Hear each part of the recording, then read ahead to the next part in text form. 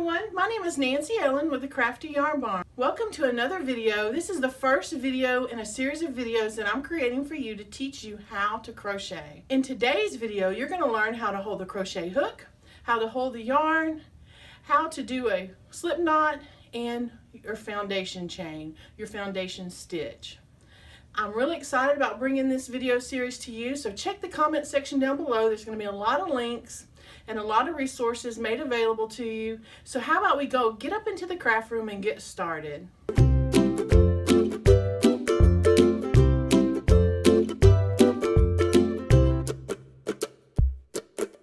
First, all you need in order to crochet is a crochet hook, some scissors, and some yarn. That's it. While you're first starting out, I wouldn't buy very expensive yarn. You can buy a skein of yarn for just $3 or $4 easily. This is the Mainstay. It's a generic brand. Don't go crazy on the type of yarn that you're trying to get. Just stick with the worsted weight yarn. It's a medium ply 4 yarn. It's pretty thick, so it's going to be easy for you to handle. Don't get something too thin or flimsy or silky. Check the label on the back and it will tell you what size hook for you to obtain in order to crochet with the size yarn that you're using. This part of the label will tell you the size of crochet hook you need. So in the United States, it's the size I-9 hook or a 5.5 millimeter hook. Most crochet hooks will have the size of the hook listed right on the handle. This is a size I hook, 5.25 millimeter. So this is a perfect size for the yarn that we're going to use today. The first thing we're going to learn is how to hold the crochet hook. There's a couple of different ways that you can hold it. You can hold it like this, similar to how you would hold a pencil or a pen when you're going to write.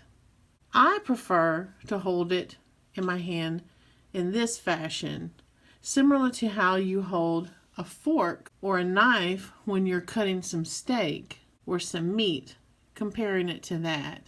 With my finger here on it, with it underneath my hand. This is on top of my hand, and this is underneath. I prefer this method. There's no right or wrong. Figure out which is more comfortable for you, and that's the way you need to hold your crochet hook. Now your yarn, move the scissors to the side. Your yarn, most skeins will have the yarn where you can pull it right out of the center.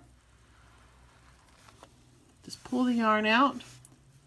The yarn, the way to hold your yarn, I hold mine different depending on the type of yarn that I'm using. Real lightweight, thin yarn, generally will wrap it around my little finger and let it hang over my hand so that I can keep that tension and control it. Because it's so light, it slides off your hand easily. The bigger and heavier and bulkier the yarn is, I generally will hold it in my hand like this and just wrap it over my forefinger and control it with these 2 fingers here.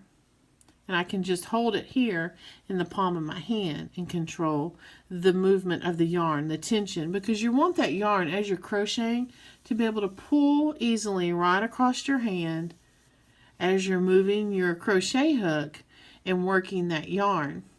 It's all about keeping that tension consistent right here. Think of it like a sewing machine, and you put your thread on a bobbin and you're pulling that thread through that bobbin as you're sewing. Same concept here is you want to keep that crochet yarn at a consistent tension as you're working it. It's all about too how comfortable it is in your hand. So you're going to have to work with it and try different ways to hold the yarn to see how you can control that tension and how it's best comfortable for you. So it's all about getting comfortable and practicing. With anything you do, you have to practice. All right, so now let's do a slip knot. There's a lot of different ways to do a slip knot. I like to just do it the easiest way where there's not a lot of confusion. I take my first 2 fingers and I wrap the yarn around my finger. I still have the yarn tail here. This is the tail that's hanging loose. I'll take that yarn tail and I'll stick it behind the yarn that's on my fingers. I'll pull my fingers out, grab that loop, grab the yarn tail and grab the string of yarn that's hooked to the ball or the skein, and I'll pull both, and it tightens it up to right here to a knot. Now you've got your yarn tail in your hand. You're going to stick your hook right there in that loop, grab hold of your yarn tail and pull, and it tightens right up on to the shaft of your crochet hook. This is the shaft of your hook. This is the handle where you're holding it and your thumb rest right here. This is the shaft. And right here where it starts getting smaller, that's the throat of your crochet hook. There's your little hook right here, the point. And this right here is the little groove. You want your yarn, the loop that's on your shaft of your crochet hook, to be able to slide back and forth. And it doesn't need to be too tight. The tighter it is, it's going to be harder to get that crochet hook through that loop as you're crocheting. But you don't want it super loose either. Loose enough it will just easily slide back and forth. The size of your hook right here determines the size of your stitch. So as you're crocheting, you don't want this loop to stay down here in the throat of your hook. You want it actually in the groove. You want it to slide on the shaft of your hook and come all the way up here. That's what determines part of it, that determines the size of your stitch as you're stitching, and you want it consistently the same size as you're working your project. Now that's your slip knot. Now you're going to get your yarn. This yarn is a little bit thicker, so I'll hold it in my hands, close my fingers up, and I'll wrap it over my forefinger. My middle finger and my thumb, I'll hold onto my yarn here as I'm working my hook. I'm moving that hook back and forth with my dominant hand, while the other hand is holding on to the yarn, and the yarn is wrapped around my hand, and I'm controlling that tension. To go ahead and start our first foundation chain, we're going to put our hook underneath our yarn, turn our hook, and yarn over. That's called yarn over, and then pull it through the loop that's on your hook. You're going to slide that yarn all the way back to the shaft there. You're going to yarn over and then pull it through. And then let that loop go all the way back onto the shaft of your hook. Yarn over, turn your hook, let it catch in that groove, and pull it through the loop on your hook and let it slide back onto the shaft of your hook. Yarn over, pull it through the loop, and let it go onto the shaft of your hook. Let's count the number of chains that we've made. I want you to be able to see what they look like. You don't count the loop that's on your hook. Let's look to the side here. We've got 1, 2, 3, 4. You did 4 chains. You see the sides? That's the front of your chain. Let me turn it over to the back so you can see what the back looks like. You can see right here, you've got 1 loop here in the back. You need to go ahead and continue practicing your chain until you get fairly comfortable with it and you can make your chains where they look consistently the same size. If they're not the same size, it could be that you've got your slip knot, your loop too tight on your hook. You could be leaving the loop that's on your hook up here in the throat and not letting it come onto the shaft.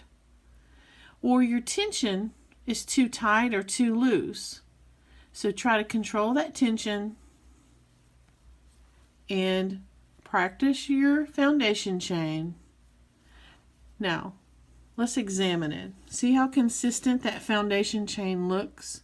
It looks all to be about the same size all the way down. The great thing about crochet, if you mess up, you just take it off your hook and you rip it right out and you get to start right over. Easy as that. So what I would like for you to do, we're going to go ahead and end the video, and I want you to practice your slip knot. I want you to practice foundation chain. I want you to do a super long chain, and when you get comfortable with that foundation chain and working that hook and working that yarn and that tension, come back. Go to the next video and I'll show you how to work your stitches into your foundation chain with the basic crochet stitch of a single crochet. I'll see you back here in just a few minutes. Thanks for watching, and don't forget to check out that comment section down below and subscribe to my channel for more videos like this. And I'll see you here in just a little bit once you master your chain stitch.